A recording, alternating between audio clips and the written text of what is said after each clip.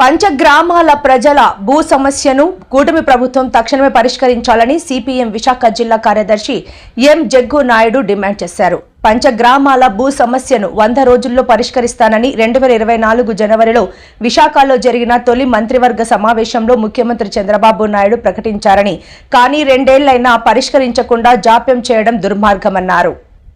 ప్రజలు సుమారు 2 లక్షల మంది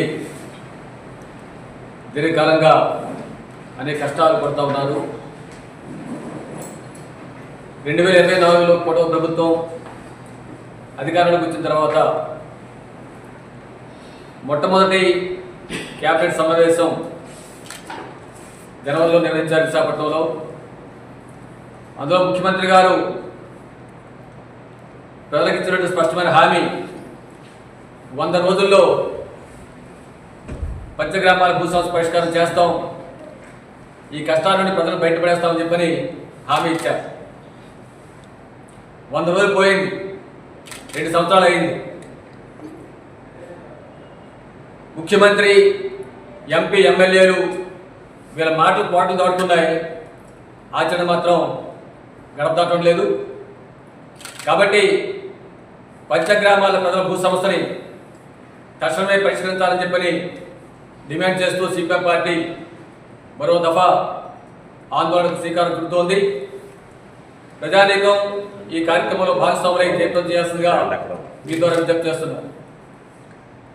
1903లో గిల్బేన్ సర్వే రికార్డు ప్రకారం పంచగ్రామాల ప్రజలు భూ హక్కుదారు, భూ యజమానులు. అప్పటి నుండి కూడా ప్రజలు తమ భూములు సాగు చేసుకోవడం, ఇళ్ల నిర్మాణం చేపట్టడం, నివాసం జరుగుతూ ఉంది.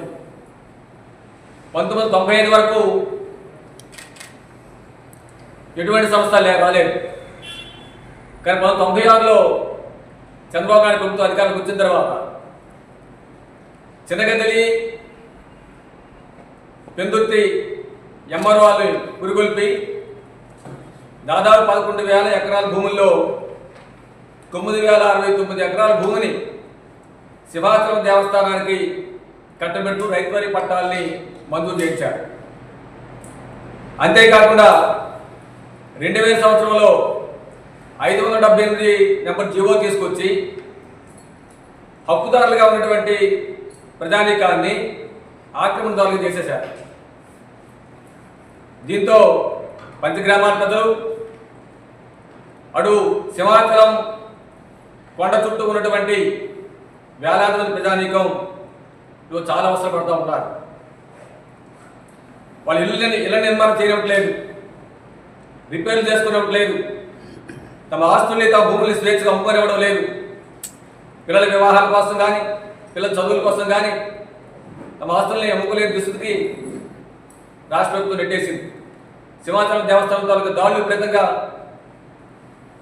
పెరిగిపోయాయి. ఏంటి మీరు కోరుతున్నారు ప్రజానీకం? మా భూమి, మా ఇల్లు, మా హక్కు, ఇది దశాబ్దాల తరబడి అనుభవిస్తున్నది, దీని మీద మాకు హక్కు పత్రాలు ఇవ్వండి అని చెప్పని మీరు పోట్లాడడం లేదు, అదనంగా కొత్త భూములు రావడం లేదు. వారి భూములు వారు హక్కులు కల్పించబడ్డారు. ఎందుకంటే న్యాయమైన డిమాండ్ ఏముంటుంది? అయినా చంద్రబాబు ప్రభుత్వం ఖాతా చేయడం లేదు. అంతేకాదు సిపిఎం పార్టీ, వివిధ ప్రజా సంఘాలు న్యాయస్థానం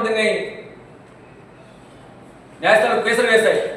ఆ సందర్భంగా land administration chief secretary, chief commissioner, Visakhapatnam RDO మీరు స్పష్టంగా చెప్పారు, పంచగ్రామాల ప్రజల వాళ్ళే హక్కుదారులు.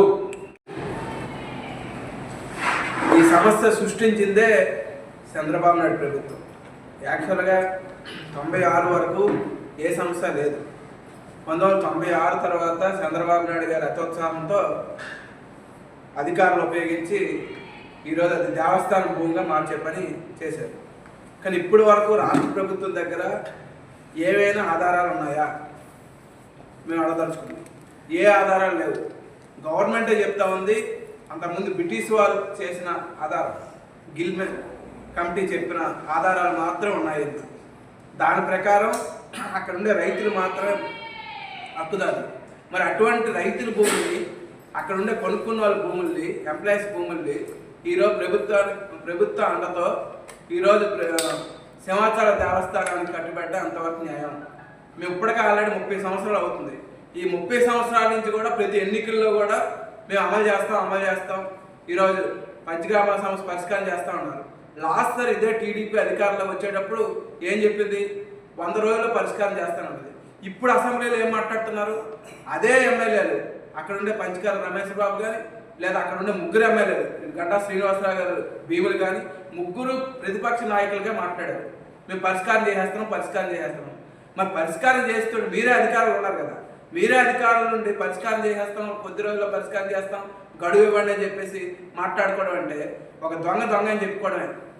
కాబట్టి ఆ రకంగా మీరు అధికారుల నుండి ఎందుకు పరిష్కారం చేయలేదు? మీకు చేత కాకపోతే ఎమ్మెల్యేలు రాజీనామా చేయండి, మేము చేస్తాం పరిష్కారం. ఈరోజు చిన్న సమస్య, మీరు చేసిన పాతగా ఇచ్చిన జీవోని ఎమ్మెల్యేలు ఎంఆర్ఓల మీద ఒత్తిడి తీసుకొచ్చి ఇచ్చిన పట్టాలని రద్దు చేస్తే సమస్య పరిష్కారం అయిపోతుంది. చాలా చిన్న సమస్య. శ్రీనివాసరావు గారు మాట్లాడారు, అధ్యక్ష ప్రజలు మనల్ని క్షమించరు, చరిత్ర మనల్ని క్షమించదు. ఈ భూ వివాదం 26 సంవత్సరాల నుంచి 30 సంవత్సరాల నుంచి నానుతుంది. ఈ భూమి సమస్య సృష్టించిందే మీరు, ఈ భూమిని సెల్లగా పెట్టిందే మీరు. ఇప్పుడు మీకు అధికారం వచ్చింది, ఈ భూ సమస్య పరిష్కారం చేయండి. ఎన్నాళ్ళు ఇలా తాత్సర్యం చేస్తారు? ఒక గోడ కట్టుకోనివ్వరు, ఒక టాయిలెట్ కట్టుకోనివ్వరు. ఇల్లు ఉంది, ఇల్లు మీద 30 సంవత్సరాల నుంచి కుటుంబాలు పెరగవండి. 30 సంవత్సరాల నుంచి అదే గదిలో ఒకే ఇంట్లో ఎన్ని కుటుంబాలని నివసిస్తాయి? ఎన్ని కుటుంబాలు జీవనం సాగిస్తాయి? ఎంత అన్యాయం అండి! ఇన్ని సంవత్సరాల నుంచి పోరాడుతున్న ఈ సమస్యని పట్టినట్టు వదిలేస్తారు. పడుతుంటే వీధి రౌడీల్లో వచ్చి దేవస్థానం స్క్వాడ్ ఎరగదోసేస్తారు. ఎవరు ఎరగదోసేస్తున్నారు? డబ్బులు లేనోళ్ళు ఎరగదీస్తారు. డబ్బులున్నోళ్ళు ఎరగదీయరండి. ఇల్లు కడుతున్నారు, డబ్బులున్నోళ్ళు ఇల్లు కట్టుకుంటారు. డబ్బులు లేనోళ్ళవి ఎవడైనా కట్టుకుంటే